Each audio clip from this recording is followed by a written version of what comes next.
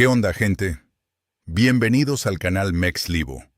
Hoy tenemos un episodio que les va a erizar la piel. Nuestro invitado vivió desde adentro uno de los mundos más peligrosos que existen. Fue sicario del cártel de Sinaloa. Sobrevivió. Y hoy nos va a contar todo. ¿Cómo te llamas o cómo quieres que te llame? Llámame el Toro. Así me conocían allá adentro, y así me quedo por seguridad. Mi nombre real no lo voy a decir nunca, por obvias razones. Hay gente que todavía me busca, aunque ya pasaron años. En este mundo, la memoria es larga, y el rencor no se olvida. Empezamos desde el principio, desde donde todo comienza para la mayoría de los chavos que terminan en esto. Desde la pobreza y desde la falta de opciones. Yo nací en un pueblo chico en Sinaloa, cerca de Culiacán, pero no en la ciudad, sino en las afueras, en uno de esos pueblos donde la gente cultiva maíz y frijol y vive del campo. Toro, ¿desde dónde empezamos? Mi papá era jornalero, mi mamá lavaba ropa ajena. Éramos 4 hermanos. Yo era el segundo. Mi hermano mayor se fue al norte a los 16 años, a trabajar en los campos de California, y durante años no supimos nada de él. Mi hermana pequeña murió de una enfermedad cuando tenía 4 años, porque no teníamos dinero para el hospital. Eso me marcó mucho. Recuerdo que mi mamá lloró durante semanas. Mi papá no lloraba, pero dejó de hablar casi por completo. Se volvió un hombre callado, amargado, que llegaba a casa, comía y se dormía. La pobreza hace eso con la gente, ¿sabes? Te aplasta el alma poco a poco. Yo crecí viendo cómo algunos chavos del pueblo de repente aparecían con ropa nueva, con tenis marca, con celular, y uno sabía de dónde venía ese dinero. En Sinaloa no es ningún secreto. Desde niño ves las camionetas de lujo pasar por el pueblo. Ves a los señores con pistola en la cintura. Ves que nadie les dice nada, ni la policía, ni nadie. Para un chavo de 12, 13 años, eso es poder. Es respeto. Es lo que no tienes en tu casa. Mi papá era invisible para la sociedad. A nadie le importaba. A esos señores todos los saludaban. Todos les abrían paso. Yo no entendía moralmente la diferencia todavía. Solo veía la diferencia práctica. Unos contaban, otros no contaban. A los 14 años dejé la escuela.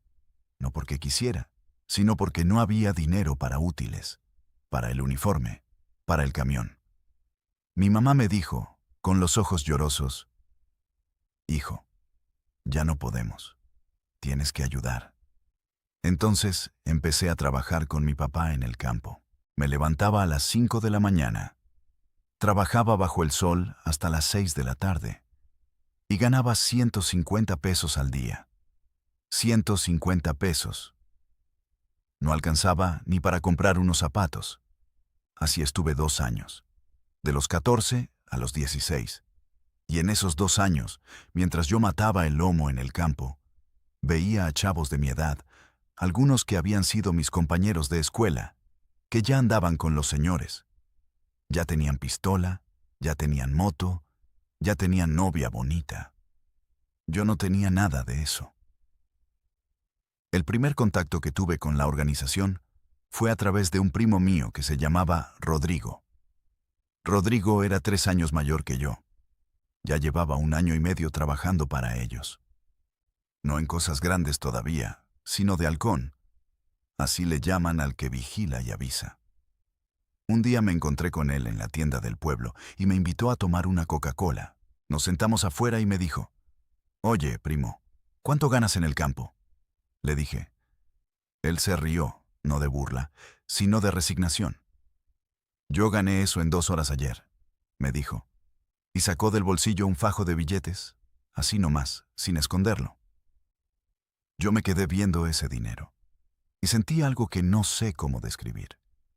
Era envidia, sí, pero también era algo como rabia, como, ¿por qué él puede y yo no?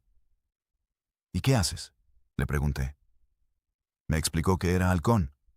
Se paraba en ciertos puntos del camino y si veía pasar a alguien sospechoso, a militares, a policías federales que no eran de los que estaban arreglados, marcaba por radio o por teléfono. ¿Eso es todo?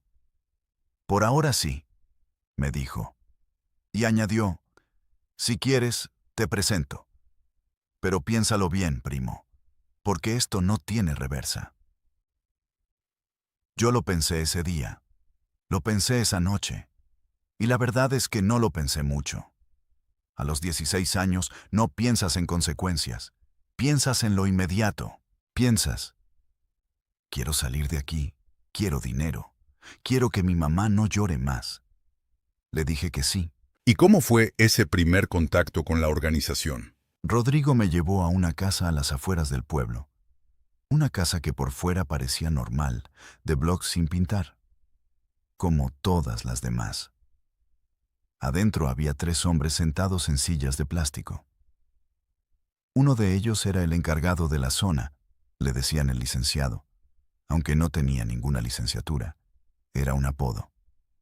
Tenía como 35 años, moreno, bigote, gordo pero no de manera suave, sino de manera dura, como si tuviera músculo abajo de todo. Cargaba una pistola calibre 45 en el cinto. La tenía a la vista, sin disimulo. Me miró de arriba abajo cuando entré y dijo, ¿este es el primo del que me hablaste? Rodrigo dijo que sí. El licenciado me hizo sentar enfrente de él. Me preguntó cómo me llamaba, cuántos años tenía, si tenía novia, si consumía drogas. Cuando dije que no consumía, asintió. Bien, aquí no queremos pericazos. El que se droga es un problema. Me preguntó si tenía miedo. Yo dije que no, aunque por dentro el corazón me iba a 1000. Sonrió. El que dice que no tiene miedo, o es mentiroso, o es pendejo. El miedo está bien. El miedo te mantiene vivo. Lo que no está bien es que el miedo te paralice. Luego me explicó las reglas. No hablar de la organización con nadie, ni familia, ni novia, ni cuate. No consumir en horas de trabajo. Obedecer órdenes sin preguntar el por qué. Y lo más importante. La organización es tu familia ahora, antes que tu mamá, antes que Dios. Si la organización te llama a las 3 de la mañana, tú contestas. Si te mandan a Culiacán, vas. Si te mandan a Tijuana, vas. ¿Entendido? Yo dije que sí. Me dieron un radio de esos de mano, de los que usan los guardias de seguridad, con una clave. Me explicaron en qué punto del camino tenía que pararme durante ciertas horas y qué señales dar. Los primeros 3 meses fui halcón puro. Ganaba 4,000 pesos a la semana. Para mí, en ese momento, era una fortuna. Le di dinero a mi mamá y le dije que había conseguido trabajo cuidando un rancho. Ella no preguntó más. Creo que en el fondo sabía, pero no quería saber. Poco a poco fui ganando confianza del licenciado. Nunca llegué tarde, nunca fallé un turno, nunca hablé de más. Era puntual y callado, y eso en este negocio vale mucho. A los 6 meses me ascendieron, si así se puede llamar, a lo que le dicen el mochomo, que es el que carga y lleva paquetes chicos de un punto a otro dentro del territorio. No eran grandes cantidades de droga, sino documentos a veces fajos de dinero, a veces paquetes pequeños de cristal o de chiva, dependiendo de lo que mandaran. Seguía sin tocar nada directamente peligroso. Pero ya estaba más adentro. Un día el licenciado me mandó llamar aparte. Me dijo, mira muchacho, yo te he visto trabajar. Eres de confiar. Hay una oportunidad para ganar más, pero implica más responsabilidad. ¿Quieres saber de qué se trata? Yo dije que sí, y ahí me lo dijo sin rodeos. Necesitamos gente de seguridad. Guardaespaldas de algunos señores, pero también gente que haga trabajo de campo cuando haga falta. Yo no pregunté qué era trabajo de campo. Ya sabía. Todo el mundo sabe. ¿Cuántos años tenías en ese momento? 17 años, casi 18. Menor de edad. Y ahí está lo jodido del sistema. ¿Entiendes? Muchos de los que entran al narco entran siendo menores. Porque para eso los buscan, para eso los quieren. Un menor no puede ser procesado igual que un adulto, al menos no en México en esa época. Y un menor de 17 años de un pueblo pobre de Sinaloa no tiene abogado, no tiene quien lo defienda. No tiene opciones. La organización lo sabe muy bien. Ellos son muy listos en eso. Yo acepté. Me llevaron a un rancho en las afueras, lejos del pueblo. Ahí había como 20 chavos de mi edad, algunos más chicos incluso. 15, 16 años. Y empezó lo que yo llamo el entrenamiento. Aunque eso suena muy formal para lo que era. Lo que había era un señor de unos 50 años, al que le decían el instructor, que había sido militar. No sé de qué país exactamente. Algunos decían que guatemalteco, otros que colombiano. Hablaba español con acento raro. Nos enseñó a manejar armas. Primero el AK-47, que en el narco le llaman el cuerno de chivo por la forma del cargador. Luego pistolas, la 45, la Glock, la Desert Eagle. Nos enseñó a limpiarlas, a cargarlas, a apuntar. Nos hizo correr con la ropa mojada, cargando piedras. Nos hizo quedarnos despiertos 48 horas seguidas. Una vez nos puso en grupos de a dos y nos dijo que el que se quedaba dormido primero del grupo iba a recibir un castigo. Mi compañero se quedó dormido y lo golpearon. Así de así, sin anestesia, sin suavidad. Esto es lo que es. La primera vez que disparé un arma pensé que me iba a desmayar. El sonido, la vibración, el olor a pólvora. Era todo muy intenso. Pero te acostumbras. Eso es lo más terrorífico de este mundo. Te acostumbras a todo. Te acostumbras al ruido de las armas. Te acostumbras a ver sangre. Te acostumbras a vivir con miedo constante. Tu sistema nervioso se adapta porque no tiene de otra. Si no se adapta, te vuelves loco o te mueres. Después de 2 meses de ese entrenamiento, nos regresaron a los distintos puntos de operación. Yo volví con el licenciado y me dijo, ya estás listo. Vas a ser parte del grupo de seguridad del señor Aurelio. El señor Aurelio era el jefe de la plaza en toda esa región. No era de los más grandes en la organización, pero en nuestra zona era el rey.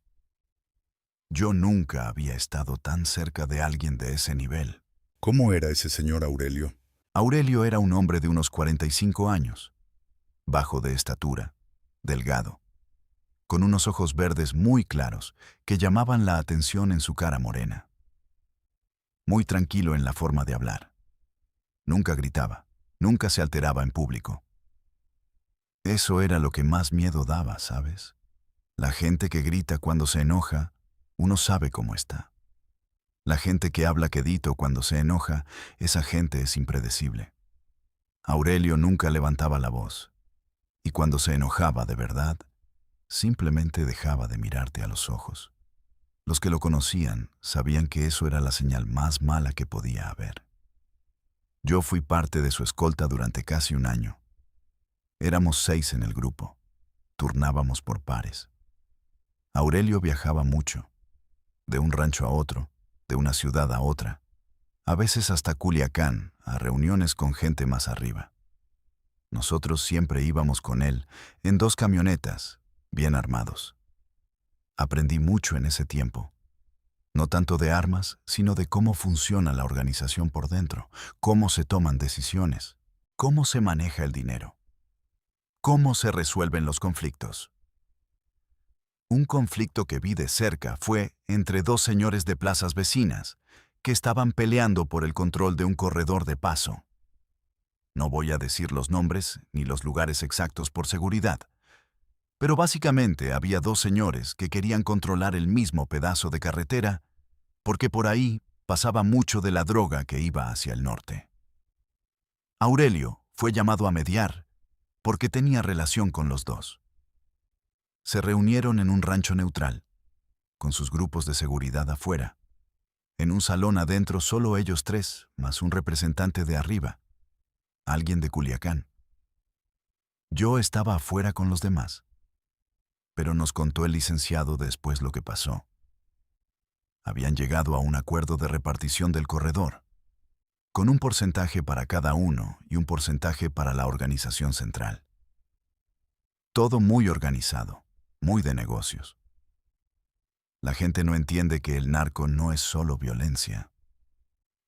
Es una empresa. Una empresa criminal, sí, pero empresa. Tiene contabilidad, tiene jerarquía, tiene protocolos, tiene reuniones de negocios. La violencia es solo una herramienta más, no es el fin en sí mismo. Pero a veces la violencia sí era el fin. Y ahí es donde mi historia se pone más oscura. Cuéntame. La primera vez que participé en una acción, así le llamaban, fue a los 18 años, ya cumplidos. Fue una orden que bajó de Aurelio, a través del licenciado, a nuestro grupo. Había un hombre en el pueblo de al lado, un comerciante que supuestamente estaba pasando información a una organización rival y también a la Policía Federal. No sé si era verdad o no. Nunca supe si era verdad.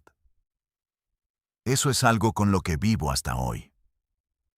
Nunca supe si los que señalaban eran culpables de lo que decían, o simplemente tenían un enemigo dentro de la organización que los mandó señalar. En el narco, eso pasa mucho. Hay gente que muere no porque haya traicionado, sino porque alguien la quería fuera del camino. El licenciado nos reunió a tres. A mí, a un chavo al que le decían el Pulga, y a otro de apodo, el Chicharito. El licenciado fue muy directo. Hay que visitar a fulano esta noche. No sale de ahí. Así de sencillo lo dijo. Sin dramatismo, como si dijera, hay que ir a recoger unas cajas. Me quedé esperando sentir algo. Terror, angustia, ganas de negarme. Pero lo que sentí fue más parecido al entumecimiento, como si mi cerebro hubiera decidido desconectarse de la realidad. Chicharito era el mayor de los tres. Tenía 23 años y ya había hecho esto antes. Él llevó el mando. Esa noche fuimos a la casa del hombre. Era pasada la medianoche. La calle estaba sola. Chicharito forzó la puerta trasera. Adentro todo estaba oscuro y en silencio. Encontramos al hombre en su cuarto, dormido. Cuando lo despertamos, lo primero que hizo fue pedir que no le hiciéramos nada a su familia, que su esposa y sus hijos estaban en el cuarto de junto. Chicharito le dijo que si se quedaba callado y no gritaba, a su familia no la tocaban. El hombre obedeció.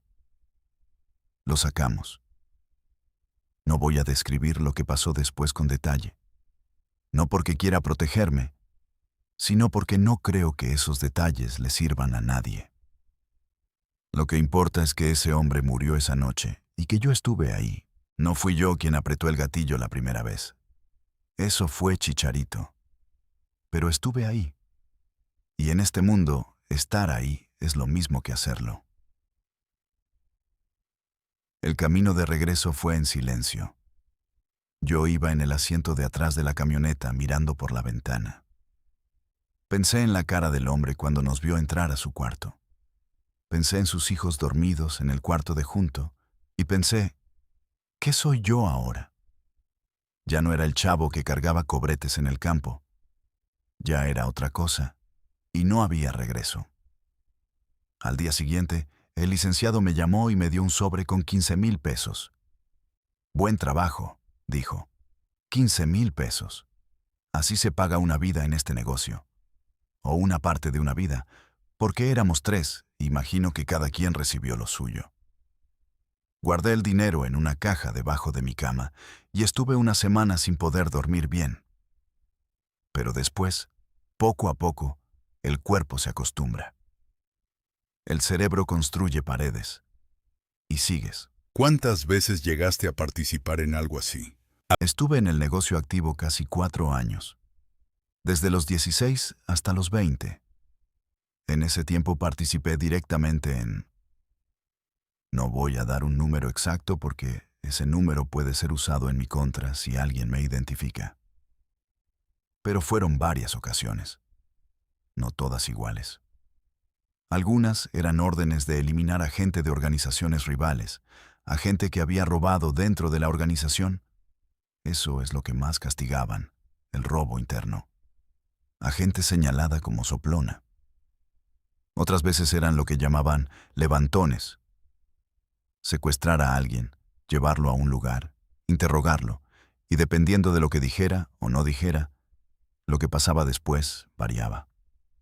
A veces lo soltaban, a veces no. Hubo una vez que me cambiaron el esquema mental de manera definitiva. Eso fue cuando tenía 19 años. Habían ordenado levantar a un hombre acusado de robar una cantidad importante de dinero de un embarque. Lo llevamos a un rancho. Lo tuvieron 3 días. Yo no estaba en los interrogatorios. Estaba afuera cuidando el perímetro. Pero escuchaba los sonidos. Y en un momento, uno de los que estaban adentro me llamó y me dijo que entrara. El hombre estaba muy mal. Y me di cuenta de que no era el hombre que habían mencionado. Era otra persona. Alguien había dado el nombre equivocado o había habido una confusión. Lo supe por cosas que dijo ese hombre durante el tiempo que estuve ahí. Detalles que no cuadraban con la historia original. Yo lo dije al jefe de ese operativo. Me miró y dijo, ¿ya para qué? Ese momento, ese ¿ya para qué? Es el momento que me ha perseguido desde entonces. Porque ahí entendí que en este mundo no importa si eres culpable o inocente. No hay juicio, no hay defensa. Alguien dice un nombre y ese nombre se convierte en sentencia. Yo había sabido eso en teoría, pero vivirlo en carne propia, escuchar esas 2 palabras tan frías, ¿ya para qué? Eso me partió algo adentro. Esa noche no dormí. Al día siguiente le dije al licenciado que quería salir, que quería dejar la organización. Se quedó mirándome largo tiempo. Luego dijo, «Eso no funciona así, Toro». Me explicó con calma, como si me estuviera explicando el reglamento de un club, que nadie se va de la organización simplemente porque quiera. Que hay 2 formas de salir, muerto o con permiso del de arriba. Y el permiso del de arriba se gana con años de servicio y con dejar algo a cambio, dinero, información o una promesa de silencio eterno. «Todavía no tienes los años», dijo. «Sigue trabajando y cuando llegue el momento, lo hablamos». Me tragué todo. Seguí trabajando. Pero algo había cambiado en mí. Ya no era el mismo chavo entumecido que hacía las cosas en automático. Ahora hacía las cosas con un peso encima que no se me quitaba. ¿Había momentos de normalidad en medio de todo eso? Sí, y eso también es algo que la gente no imagina. No era todo violencia y tensión las 24 horas. Había días completamente normales. Me levantaba, desayunaba, veía el fútbol en la tele, salía con amigos que no sabían nada de mi vida, iba al tianguis a comprar cosas, llamaba a mi mamá. Tenía una novia que se llamaba Patricia, una muchacha del pueblo que estudiaba para enfermera. Ella nunca supo exactamente qué hacía yo. Le dije que trabajaba en seguridad privada para unos rancheros, que por eso a veces desaparecía días o tenía que salir de noche. Ella no era tonta. Creo que sospechaba algo, pero me amaba y prefería no saber. Esa es otra tragedia de este mundo. Lastimas a la gente que te quiere aunque no quieras. Patricia era una buena persona, honesta, trabajadora, y yo la metí en una vida llena de mentiras solo por estar cerca de ella. Una vez llegué a su casa después de una semana difícil. No voy a entrar en detalles de qué pasó esa semana. Y ella me recibió con comida, me dio un abrazo largo. Y yo, parado en su cocina, oliendo a su guiso de frijoles, me puse a llorar. Así nomás, sin avisarle. Ella se asustó, me abrazó más fuerte y me preguntó qué pasaba. Yo no podía decirle nada. Solo le dije que estaba cansado. Ella me creyó o hizo que me creyó. Y esa escena, esa cocina, esos frijoles, ese abrazo, me quedó grabada como el momento en que más claramente me di cuenta de lo que había perdido al meterme en este mundo. Había perdido el derecho a una vida simple. El derecho a que una mujer buena te abrace sin que haya sangre invisible entre ustedes dos. Eso me lo llevo para siempre. ¿Qué pasó después con ella? La alejé. Fue lo más difícil que hice en esa época, más difícil que muchas de las cosas que había hecho con arma en mano. Me armé de valor y un día le dije que ya no podíamos seguir, que era por su bien, que ella merecía a alguien que pudiera darle una vida de verdad. No le expliqué por qué. Ella lloró, me reclamó, me dijo que yo estaba metido en algo malo y que prefería quedarse de todas formas. Y ahí tuve que ser más cruel de lo que me gustaría recordar.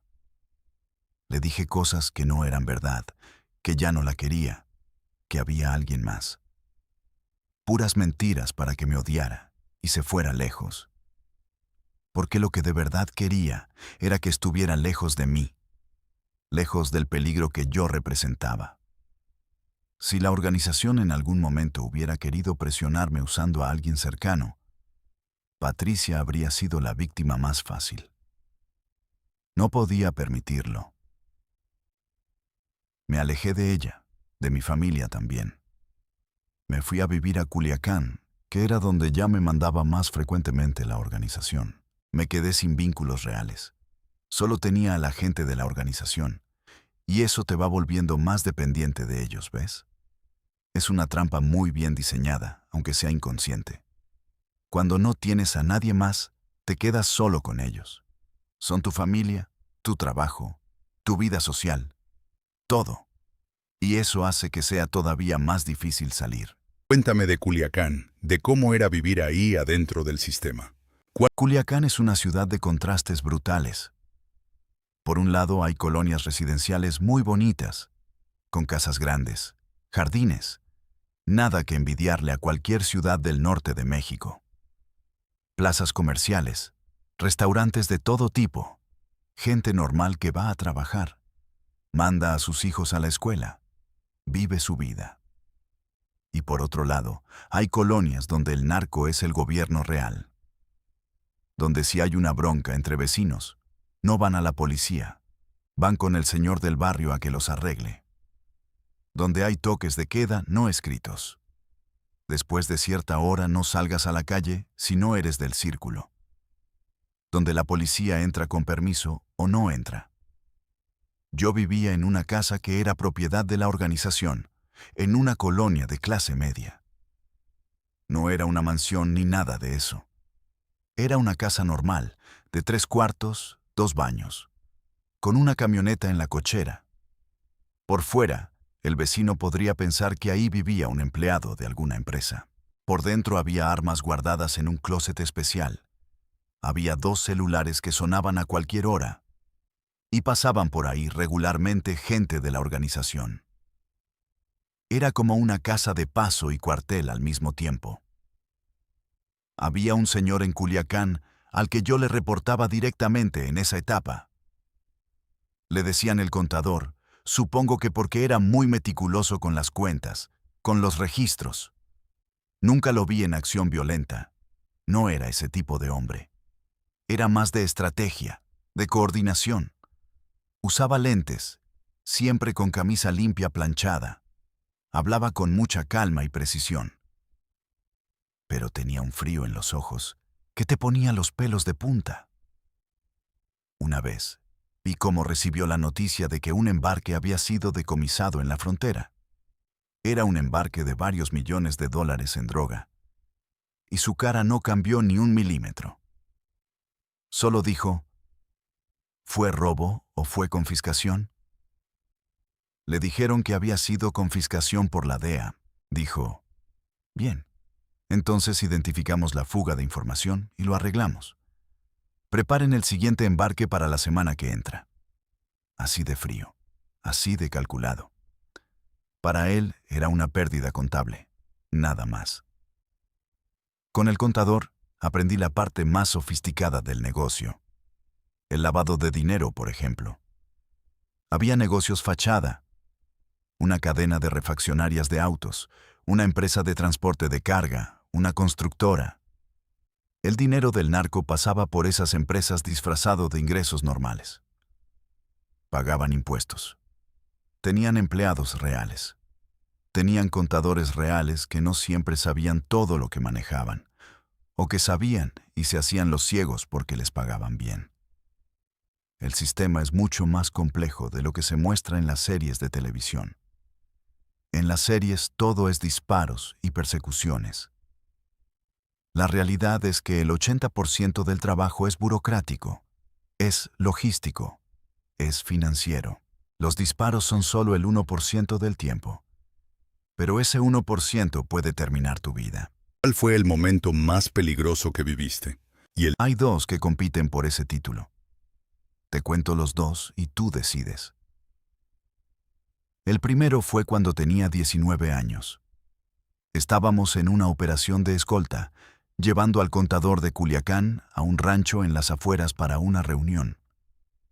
Éramos 4 en 2 camionetas.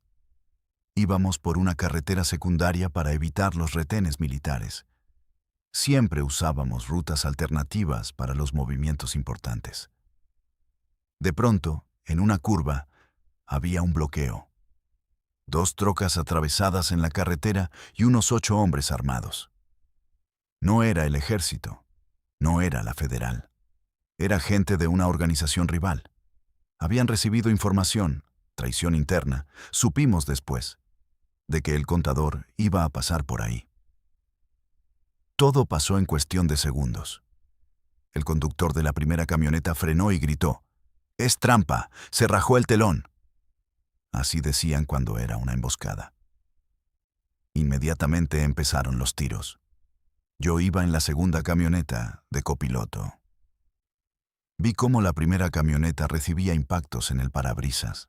Mi conductor metió reversa a toda velocidad, pero la carretera era estrecha y angosta, con un desnivel del lado derecho. Nos salimos de la carretera. La camioneta cayó por el barranco, no profundo, como 3 metros, pero suficiente para volcar. Yo salí disparado. Di contra algo duro y quedé en el suelo entre la maleza. Los tiros seguían. Estuve tirado en esa maleza sin moverme durante lo que me parecieron 20 minutos, pero probablemente fueron 5. Escuchaba disparos, escuchaba gritos, escuchaba el motor de las trocas. Tenía el cuerno de chivo en las manos, pero no podía incorporarme sin exponerme. Luego hubo silencio. Luego el sonido de los vehículos alejándose. Me asomé con cuidado. La primera camioneta estaba acribillada. El conductor y el otro escolta estaban muertos. El contador no estaba, lo habían llevado. Mi conductor del segundo vehículo también estaba muerto, dentro de la camioneta volcada. Yo era el único sobreviviente. Caminé durante 3 horas por el monte hasta llegar a un camino donde pude hacer señas a un camionero que me dio raite hasta el pueblo más cercano. Llamé por teléfono de una tienda al número de emergencia de la organización. En 4 horas llegó gente a recogerme. Lo del contador tuvo un final muy malo para él. No voy a entrar en detalles. Pero a mí esa experiencia me dejó marcado físicamente también. Me rompí 2 costillas en la caída y me corté la cabeza contra alguna piedra. Llegué al médico de la organización. Tenían sus propios médicos, claro, y me curaron. Pero por semanas dormía y me despertaba con el sonido de los tiros. Ese es el TEPT, el trauma. Aunque en ese mundo nadie lo llama por ese nombre. Solo dicen que estás encabronado o nervioso y te dan unos tragos y ya. ¿El segundo momento peligroso? El segundo fue ya cuando quería salir. Cuando tenía 20 años y ya llevaba casi 4 en el negocio. Para ese entonces había subido de nivel. Ya no era escolta simple, sino que manejaba un grupo pequeño de 5 personas en una zona específica de la ciudad. Tenía más responsabilidad, más dinero y más visibilidad. Eso último es lo más peligroso. Cuando te vuelves visible dentro de la organización, también te vuelves un objetivo, tanto de rivales como de gente de adentro que quiere tu posición. Hubo un periodo de purgas internas en la organización, que pasan cada cierto tiempo. Alguien de arriba decidía que había mucha gente desviándose, robando, hablando de más, y mandaba una especie de auditoría, pero con sangre. Llegaban hombres de otra plaza, gente que no te conocía y a quienes no debías nada, y revisaban cuentas, interrogaban gente, y a quien no cuadraba lo borraban. En ese periodo desaparecieron varios de mis conocidos dentro de la organización, gente con quien había trabajado años. Un día estaban, al día siguiente no.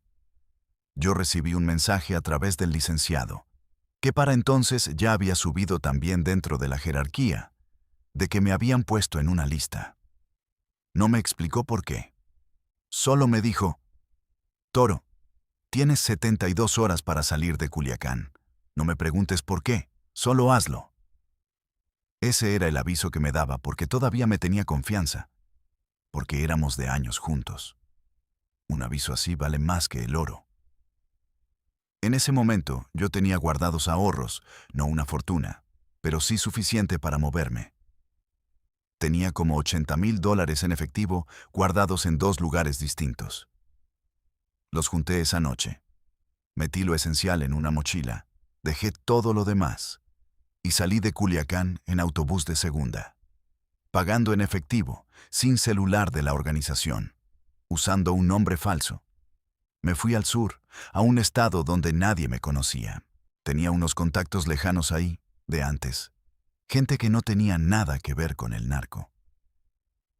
Estuve 3 meses prácticamente escondido, cambiando de lugar cada 2 semanas, sin comunicarme con nadie de mi pasado. Fue el periodo más solitario de mi vida. No podía llamar a mi mamá porque sabía que podían tener su teléfono intervenido. No podía hablar con nadie.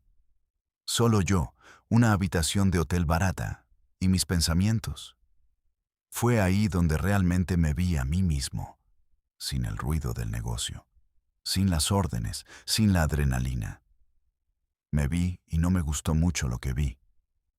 Pero también fue ahí donde decidí que iba a vivir de manera diferente, cueste lo que cueste. ¿Cómo lograste salir de verdad, definitivamente? La salida definitiva no fue dramática como uno imaginaría. No hubo una gran escena final. Fue más lenta y más complicada. Después de esos 3 meses escondido, las cosas se calmaron un poco. Las purgas terminaron. El licenciado me mandó un mensaje a través de un intermediario diciendo que la situación estaba resuelta, que los que habían levantado la lista contra mí ya no estaban en posición de hacerlo. Lo cual quería decir que ellos mismos habían sido eliminados en las purgas, que a veces se comen a los que las generan, y que podía volver si quería. Yo no volví. Le mandé un mensaje de regreso diciendo que me retiraba, que dejaba todo lo que tenía registrado a nombre de la organización, que era básicamente nada, porque la casa y el carro eran de ellos, y que me iba a vivir a otro estado. Pedí que me dejaran ir. Pasaron 2 semanas sin respuesta. Esas 2 semanas fueron las más largas de mi vida. Cada vez que escuchaba pasos en el corredor del hotel pensaba que venían por mí. Cada carro desconocido que se paraba en la calle me ponía en alerta máxima. Finalmente llegó la respuesta. Podía irme, pero con condiciones. Primera, nunca hablar con autoridades de nada. Segunda, nunca volver a Sinaloa ni a Culiacán. Tercera, si alguna vez la organización necesitaba algo de mí en el futuro, tendría que responder. Esa tercera condición me pesó mucho porque es una cadena invisible que nunca se rompe del todo. Pero acepté. ¿Qué más podía hacer? Me fui al centro del país, Usé parte de mis ahorros para ponerme un negocio pequeño, una lonchería, un restaurante de comida corrida, algo que no tuviera nada que ver con lo anterior. Aprendí a cocinar mejor. Contraté a una señora que sabía de cocina y fuimos saliendo adelante poco a poco.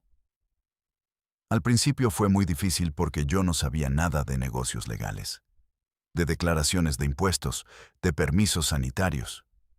En el narco, los trámites se arreglan de otra manera. En el mundo normal, tienes que hacer cola en una oficina y llenar formularios. Me costó adaptarme. Pero lo más difícil no fue el negocio. Lo más difícil fue aprender a vivir sin el sistema de apoyo que había tenido. En el narco, cuando había un problema, llamabas a alguien y se resolvía. Cuando necesitabas dinero urgente, ahí estaba. Cuando alguien te faltaba el respeto, había consecuencias. En el mundo normal, los problemas se resuelven solos o no se resuelven. El dinero no aparece mágicamente. Y la gente te puede faltar el respeto y tú tienes que tragártelo. Para alguien que vivió 4 años en un mundo de poder absoluto, eso es un choque brutal. Casi me regresa. Lo admito. Hubo un momento, como a los 6 meses de estar en mi nueva vida, en que estaba tan frustrado con una situación con un proveedor que me debía dinero que pensé, si yo quisiera, resuelvo esto en 5 minutos, como se resolvían antes las cosas. Y ese pensamiento me aterró. Me aterró que todavía estuviera ahí, esa opción, como una puerta que no termina de cerrarse. Fui con un psicólogo. No lo digo con vergüenza. Fui, le expliqué lo que podía, sin entrar en detalles incriminatorios, y me ayudó a entender que lo que tenía era una forma de síndrome de abstinencia, no de drogas, sino de poder y de adrenalina. Que mi cerebro había sido entrenado durante años para operar en ese nivel de intensidad, y que ahora la normalidad le parecía una depresión, un aburrimiento. El tratamiento fue largo, pero funcionó. Poco a poco fui construyendo otra identidad, otra forma de resolver problemas, otra manera de ser. ¿Qué piensas hoy de todo lo que viviste? Pienso muchas cosas, y no todas son consistentes entre sí. ¿Qué es lo honesto? Por un lado hay un arrepentimiento genuino, profundo, de las cosas que hice. No voy a romantizarlo ni a justificarme. Gente murió por decisiones en las que yo participé. Eso no se borra. Eso está ahí, es parte de lo que soy y tengo que vivir con ello. He llegado a una especie de paz no porque lo haya perdonado, sino porque no puedo cambiarlo.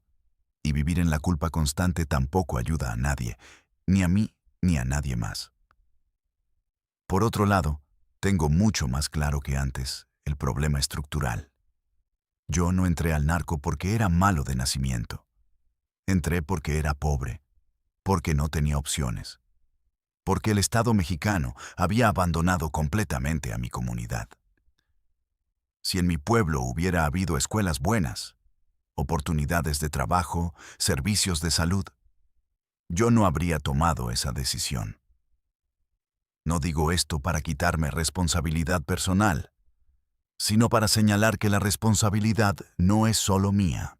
Es también de un sistema que crea las condiciones perfectas para que el narco reclute sin parar. Por cada chavo que sale o que muere, entran 10 nuevos. Porque las condiciones que me llevaron a mí ahí siguen exactamente iguales, o peores. También pienso en los que siguen adentro, en los chavos de 15 o 16 años, que en este momento están haciendo lo que yo hacía a esa edad, que todavía no saben bien lo que les espera. Quisiera poder decirles algo, pero sé que no escucharían. Yo no lo habría escuchado. A esa edad, el dinero habla más fuerte que cualquier advertencia. ¿Una vez tuviste contacto con los grandes capos, con gente de la cúpula del cártel de Sinaloa? Indirectamente sí, directamente muy poco. En una ocasión, cuando formaba parte del grupo de seguridad del señor Aurelio, Hubo una reunión de nivel alto en un rancho. No voy a decir quiénes estaban ni dónde exactamente, por razones obvias. Pero yo estaba afuera, en el perímetro de seguridad exterior. Vi entrar y salir a personas que reconocí por las fotos que circulaban. Personas cuyo nombre está en todos los periódicos y en todas las listas de los más buscados. No interactué con ellos. Estaba a suficiente distancia. Pero estar en ese perímetro, saber que a 100 metros de mí estaban tomando decisiones que afectarían a miles de personas, eso tiene un peso muy raro. No es admiración. No es terror exactamente. Es algo más como el vértigo que da estar cerca del borde de un precipicio. Sabes que ahí hay un poder enorme que puede triturarte sin pensarlo. Lo que sí puedo decir es que el nivel de paranoia y de seguridad que maneja la gente de arriba es difícil de imaginar. No usan el mismo teléfono más de 2 semanas. Cambian de ruta constantemente, cambian de casa, cambian de carro. Nunca duermen 2 noches consecutivas en el mismo lugar, en algunos casos. Tienen sistemas de comunicación propios, encriptados, que van más allá de WhatsApp o de cosas así. Tienen gente en la policía, en el ejército, en el gobierno, en los juzgados. Tienen información sobre quién los investiga antes de que esa persona sepa que los está investigando. Es un aparato de inteligencia paralelo al del Estado, y en algunos aspectos más eficiente que el del Estado. Eso es lo que hace tan difícil desmantelarlos. No es solo cuestión de mandar soldados. Es que la organización está infiltrada en las instituciones que supuestamente deben combatirla. ¿Cuántas veces se prepara un operativo para detener a alguien importante y cuando llegan ya no está? Porque alguien de adentro del operativo lo avisó.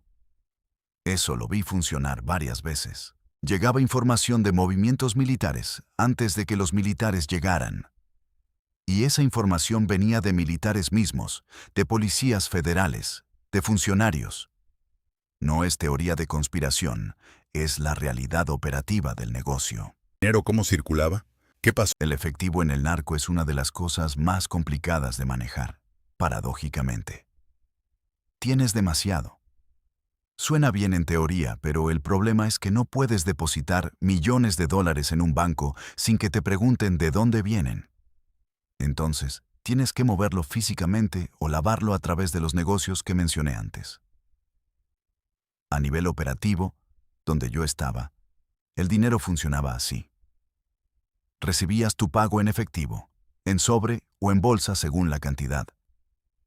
Los pagos semanales para gente de mi nivel eran entre 10 y 30 mil pesos, dependiendo del periodo y de lo que hubiera pasado esa semana.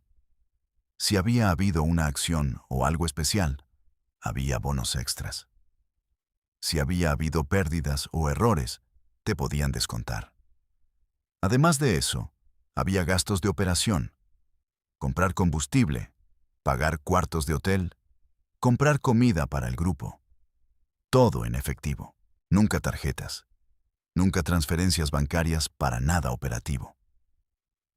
Para los de nivel más alto, los números eran completamente diferentes. El señor Aurelio, por ejemplo, manejaba cantidades que yo apenas podía imaginar. Una vez, como parte de mi trabajo como escolta, vi cómo transferían físicamente una maleta que, según me dijo después el licenciado, contenía $400,000 en efectivo. Era una maleta de ruedas, de las de viaje, normal. Y adentro había billetes. Esa cantidad, $400,000, era para pagar un derecho de piso a otra organización por el uso de cierto corredor. Un gasto rutinario. $400,000 como yo pagaría una renta. La DEA y las autoridades hablaban de que el cártel de Sinaloa movía miles de millones de dólares al año. Desde adentro, eso es absolutamente creíble. El problema no es la droga en sí. El problema es el dinero que genera y que tiene que ser puesto en circulación de alguna manera. Hay economías completas que dependen de ese dinero. Negocios legales que sin ese dinero negro como parte de su liquidez, quebrarían. Es un ecosistema económico, no solo criminal, sino económico, que está profundamente enraizado en la economía real. Sacar ese dinero del sistema sin colapsar partes de la economía local es prácticamente imposible. Eso también es por lo que este negocio es tan difícil de combatir. Con la gente de tu pasado, con el licenciado, con Rodrigo. ¿Hubo algún... Rodrigo, mi primo que me introdujo en todo esto, murió cuando yo tenía 19 años. Tenía 22 él. Lo mataron en una disputa entre grupos internos. No fue nada de organizaciones rivales, sino algo de adentro. Una situación que se salió de control. Me enteré por mi mamá, que recibió la noticia de la familia. Yo no pude ir al funeral, no pude ni llamar, porque para ese entonces ya estaba metido en cosas que hacían peligroso cualquier contacto con mi pueblo. Me comí ese duelo solo, en una habitación de Culiacán, con una botella de mezcal. Rodrigo era mi primo. Era el chavo con quien de niño robábamos mangos en el huerto del vecino. Y terminó muerto a los 22 años, por un mundo que él mismo me había presentado. Hay una culpa extraña en eso. Él me metió, sí, pero yo tomé la decisión. No puedo culparlo a él, pero tampoco puedo dejar de extrañarlo. El licenciado, que me dio el aviso de que saliera, lo vi una vez más, unos 2 años después de que yo me había ido. Fue un encuentro inesperado. Yo estaba de viaje de negocios en una ciudad del norte, comprando mercancía para la lonchería, y lo vi en un restaurante. Nos reconocimos. Nos saludamos brevemente, como dos conocidos de trabajo que se encuentran por casualidad.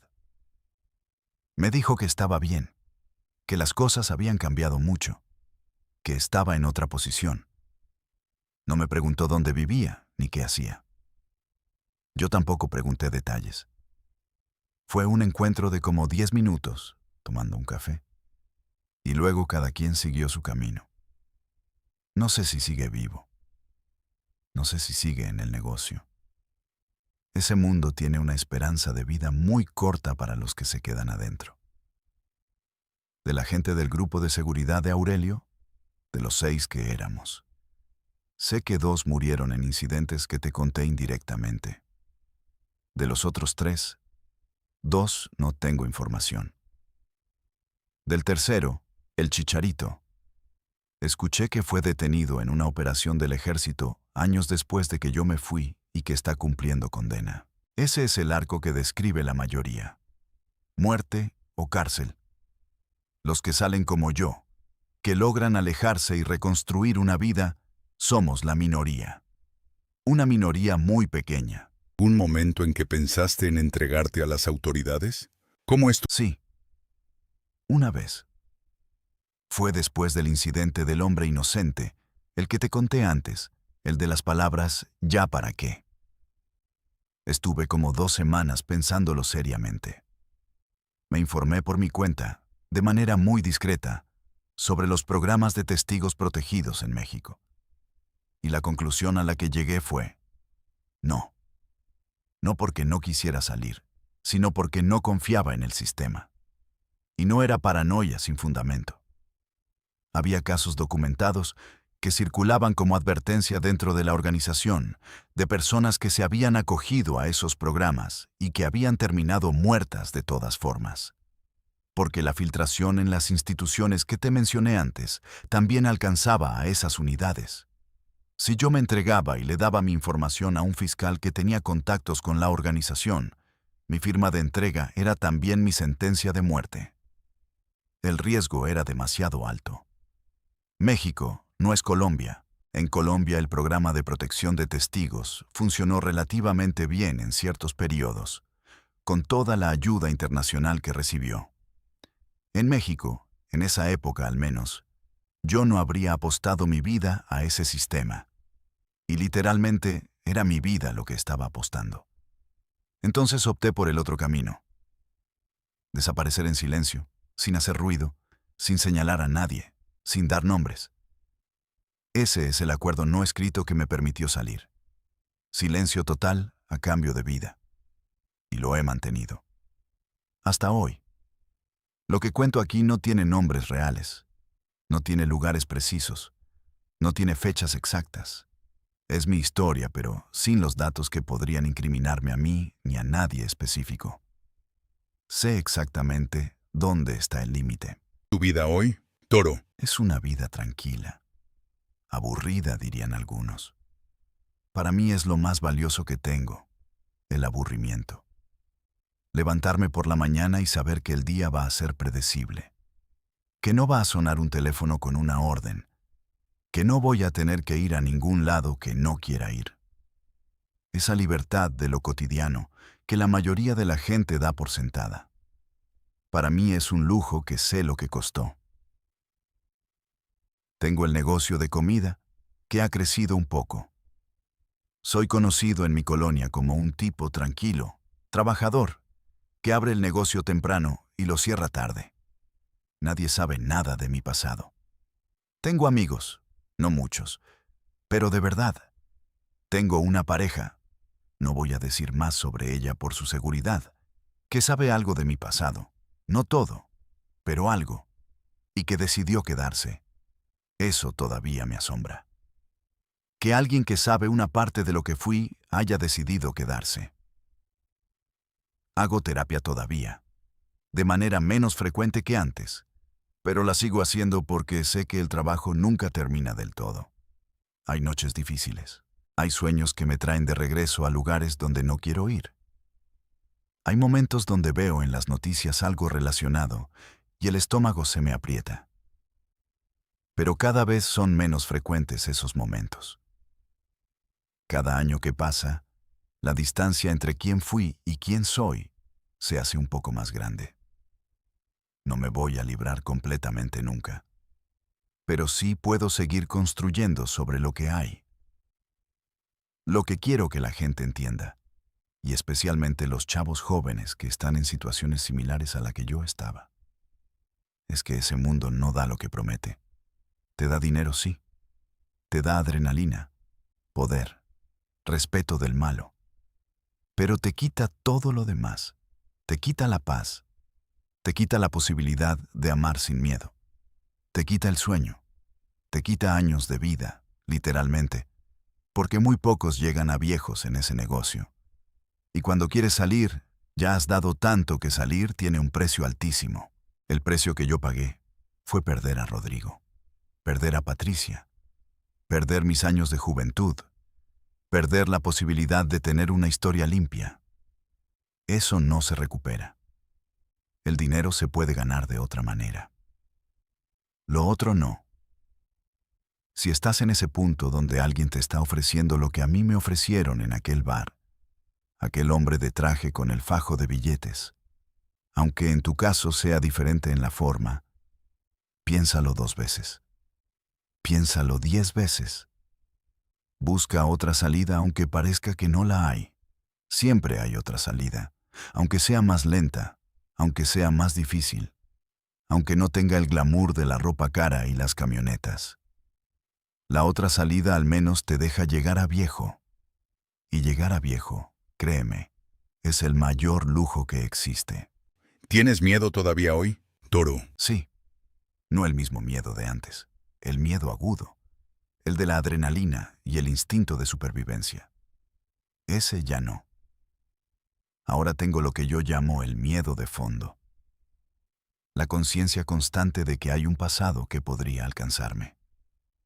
Que algún día alguien podría reconocerme. Que la tercera condición de mi salida, esa de si te necesitamos, respondes, todavía está flotando en algún lugar. No ha llegado ningún mensaje en todos estos años y espero que nunca llegue. Pero la posibilidad existe. Y vivir con esa posibilidad es parte del precio que pagué. También tengo miedo de otra cosa más profunda. Miedo de quién fui. A veces me miro en el espejo y trato de reconocer al chavo de 16 años que aceptó ese primer trabajo de halcón, y no lo encuentro. Y a veces lo encuentro demasiado fácilmente. Eso da más miedo todavía. Saber que esa persona está dentro de mí, que tomó esas decisiones, que hizo esas cosas. Integrar eso, no negarlo sino reconocerlo y seguir de todas formas, eso es el trabajo de toda la vida. Pero aquí estoy, vivo. Y eso, después de todo lo que pasó, no es poco. Gracias por compartir todo esto. Sé que no es fácil. ¿Algo final que quieras decirle a la gente? Gente de... Sí. A los que están en situaciones de pobreza, de falta de oportunidades, que sienten que el único camino es el que yo tomé. Los entiendo. Los entiendo completamente porque estuve exactamente ahí. No los voy a juzgar ni a predicar. Solo les digo, el costo es mucho más alto de lo que parece al principio. El primer año parece que ganaste. Los siguientes años te cobra todo con intereses. A los que tienen familia, hermanos, hijos, en ese mundo, no los abandonen. La gente adentro del narco sigue siendo gente. Sigue necesitando saber que hay alguien afuera que los quiere sin condiciones. Ese amor es lo único que puede abrir una puerta de salida cuando se presenta la oportunidad. Y a los que llevan años adentro y quieren salir, la salida existe, aunque no se vea. Es complicada, tiene un precio, no garantiza nada, pero existe. Yo soy la prueba de que existe. Eso es todo lo que tengo. Mexlibo, escucharon a El Toro. Una historia que no se olvida. Si llegaron hasta aquí, ya saben lo que tienen que hacer. Suscríbanse al canal. Denle like a este video. Compártanlo con quien crean que necesita escuchar algo así. Seguimos trayéndoles historias reales, sin filtros, sin censura. Hasta el próximo episodio.